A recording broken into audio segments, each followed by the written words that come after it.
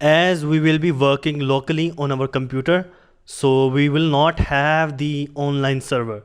But for working with PHP, we need a web server. So thanks to XAMPP server, we can install the web server locally on our computer, and then we can run the PHP on the XAMPP server.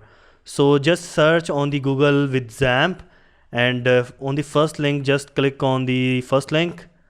Now, one of the great thing about XAMPP is XAMPP have everything which you need to work with PHP. It has Apache server for running the PHP. It also have PHP MyAdmin, which you can use later to work with MySQL, means database. And also one of the great thing about XAMPP server is they have 3 versions according to your operating system.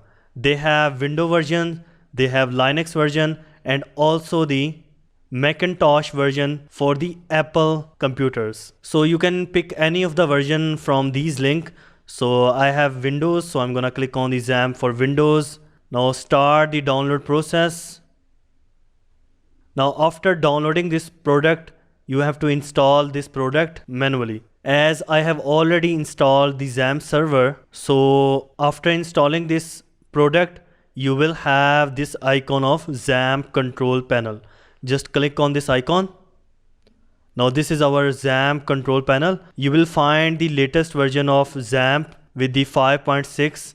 You can choose whatever version you want. You can choose the latest version, but I have the older version with the PHP of 5.6 installed. So I'm gonna use this version. So for starting the server, just click on the Apache module to start and action to start. And if you want to run the database, then you should click on the MySQL.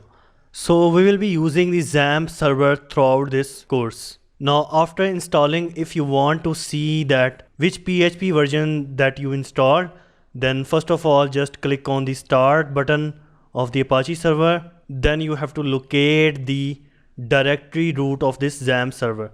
So go to in the computer, in C drive, inside the XAMPP folder, inside the folder of htdocs, this folder will be your root. So create one text file here, and I'm gonna call this file to test.php.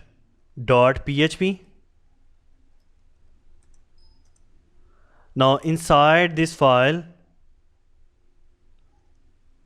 we are going to run one PHP function, and first of all we need to define the PHP scope. Then the PHP function which we will be using will be PHP info, and now semicolon at the end. If you save this file and click on the admin of your XAMPP server, now here you can see we got the test.php file after localhost. So clicking on the test.php file, now on this page, by using this function of php info, you can see that we have installed the PHP version of 5.6.3 with the XAMPP server which I have installed in my computer. So in case if you are going to install new version, you will have the latest version of PHP, and the latest version is 7 point something. So as this version is compatible with my computer and completely compatible with this course, so I'll be using this version. You can use the latest version. It's not going to make any difference with the latest version. You won't have any problem. So it's up to you if you want to use this version or the latest version.